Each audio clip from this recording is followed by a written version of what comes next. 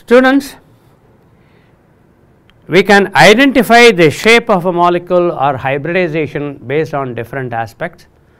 We have seen VS-EPR theory, valency shell, we saw VS-EPR theory, valency shell electron pair repulsion, based on that we are able to give the structure. Now, based on the bond pairs, the number of bond pairs and the lone pairs, we were able to give the structure. Now, we are going to propose a different theory to identify the hybridization alone, not the shape of the molecule. That hybridization of any molecule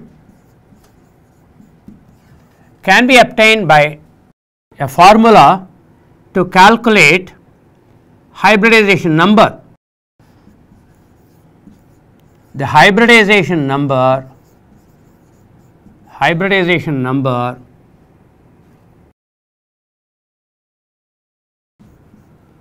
which is designated by H is equal to, the formula says it is half of V plus M minus C plus A. It is a very much simpler method to identify the hybridization. Of course, this will not give you an idea about the lone pair. We are able to find only the hybridization, where H is the hybridization number, V is the number of valence electrons,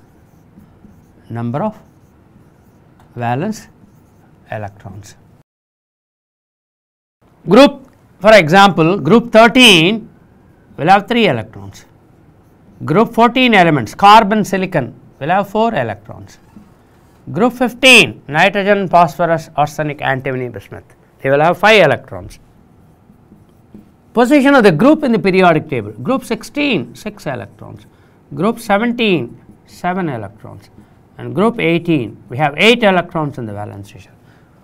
Group 1 has got 1 electron, so on and so forth. So, V is the valence electrons. M is going to be the number of monovalent elements attached to a central atom, and C is the charge on the cation, charge of the cation or on the cation. If it is a cationic molecule, what is the charge? And A is going to be the charge of the anion or charge on the anion. Now, if you know these things, I can straight away find out the hybridization number, and as I told you, it has got one limitation. The limitation is going to be, I am able to identify only the hybridization, I will not be able to identify the shape of the molecule, because I have no idea about the lone pair of electrons here, Let me just give one example here to start with. Let me take a molecule like methane, CH4. I will try to find out the hybridization here. Now, carbon, it belongs to group 14. So, H is equal to half of the number of valence electrons plus number of monovalent element minus cationic charge plus anionic charge here. Of course, it is a neutral molecule. Therefore, C is 0, A is also 0. It is applicable only to compounds containing a positive charge. It is applicable to ions containing negative charge here. Now, that is equal to half of, now this being a 14th group element, it has got 4 electrons outermost shell. Now, hydrogen is going to be a monovalent element. There are 4 hydrogen atoms. Therefore, it is 0, here is 0 here. Therefore, 8 by 2, therefore 4. Whenever you say hybridization number is 4, tetrahedron. The same way, hybridization number 5, trigonal bipyramid. Hybridization number 6, octahedral. Hybridization 7, pentagonal bipyramid, and so on and so forth. Therefore, this way you are able to get this. Maybe just one more example, CCl4. Again, you see here, what is going to be the hybridization number here? Half of carbon. Instead of carbon, let me take silicon for a change. carbon and silicon are present in the same group of the periodic table, group 14. Therefore, I have 4 electrons. Chlorine is a monovalent element, plus 4. The charge is 0. Therefore, 8 divided by 2. Therefore, silicon tetrachloride is also hybridization number 4. It is tetrahedral. Students, we shall try to find out the hybridization number of few more neutral molecules like PCl5, IF7 or SF6. Now, this is going to be phosphorus. Hybridization number is equal to half of, let us write the formula. It is valence electron plus number of monovalent element, the cationic charge plus anionic charge here. Now, in the case of PCl5, the hybridization number is equal to, phosphorus has got 5 electrons in the last shell, group 15. Chlorine is going to be monovalent element. This is going to be 0. So, 10 divided by 5, it is going to be 5. Therefore, you see here, trigonal bipyramid, IF7, the number of electrons is going to be 7. There are going to be 7 monovalent element. As usual, this is going to be 0. Therefore, the whole thing divided by 2 here, half of this. Therefore, this is going to be 7 here. So, pentagonal bipyramid. Therefore, whenever the hybridization is going to be this way, we are going to attribute a pentagonal bipyramid shape. Similarly, in the case of SF6. Let us take an example which does not contain monovalent element, SO3, sulfur trioxide. It is a neutral molecule. Hybridization number half of, sulfur belongs to group 16, that only you should know in the periodic table. Group 16, the old group 6, therefore 6 electrons.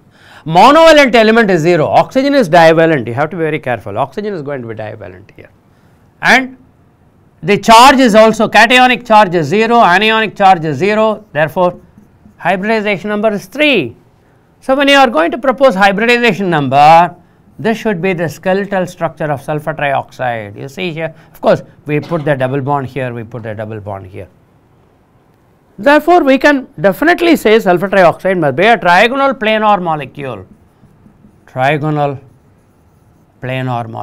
and that is the hybridization.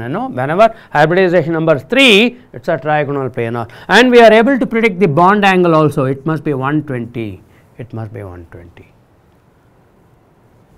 Maybe just one more example, POCl3, it is called phosphorus oxychloride. You can calculate the hybridization number, H is equal to half of, phosphorus has got 5 electrons in the last shell. It is not a monovalent element, it is a divalent element. And what is this? Trivalent, it is a monovalent element. So, 3, the charge is negative, cationic charge is 0, anionic charge is 0, 8 divided by 2, therefore, tetrahedral. You see here, tetrahedral. Having got this, should you not propose the structure here? This is going to be oxygen here, a tetrahedral and tetrahedral. And perfect tetrahedral, bond angle should be not 9.5. And definitely this is much easier method than the earlier electron dot formula, valence shell electron pair repulsion theory. And let me take one example of positively charged molecule, ammonium ion. Let us see. How do we calculate? Hybridization number, H is equal to half of group 15 element, therefore 5 electrons. It is going to be monovalent, 4 monovalent, and the charge of the cation minus charge of the cation is going to be 1. So, minus 1 plus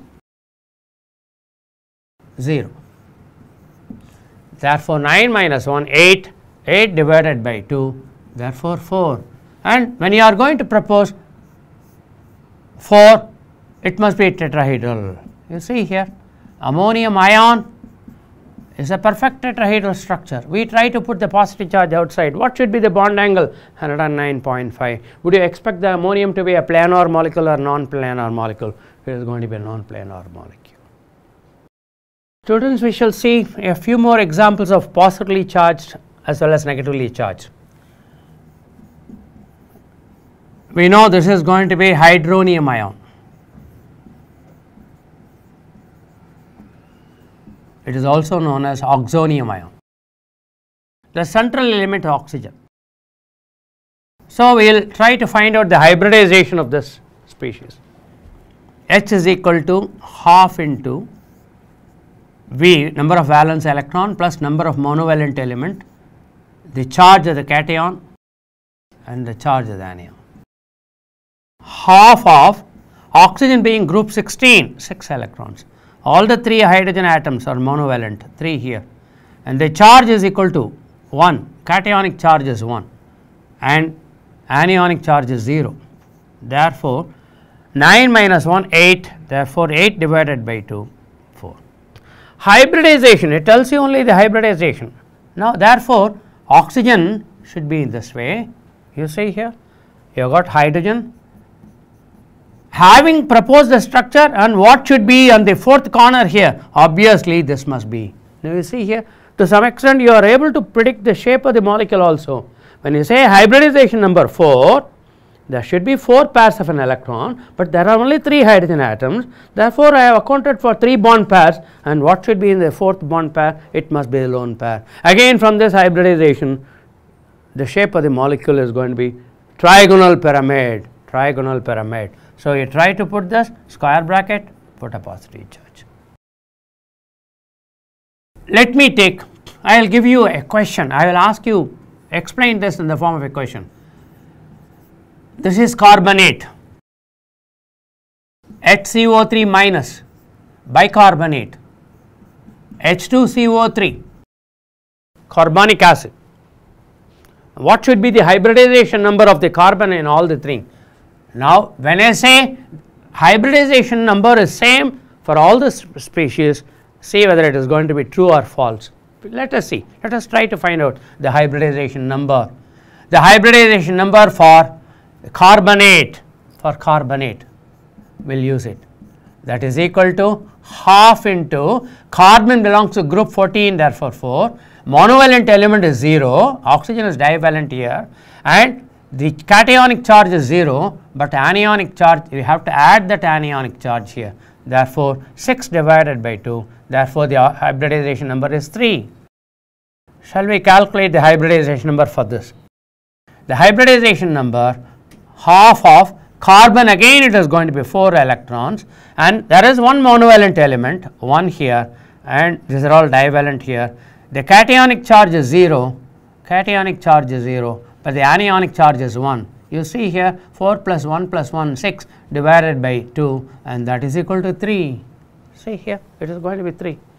Shall we calculate the hybridization number for this molecule? Half of carbon is going to be 4, carbon is equal to 4. There are 2 monovalent element, and the charge is going to be, a cationic charge is 0, anionic charge is 0. Again, say here it is good. Therefore, when I say the hybridization number of the carbon atom in all the 3 different species are identical, it is a true, correct statement. It is true, true.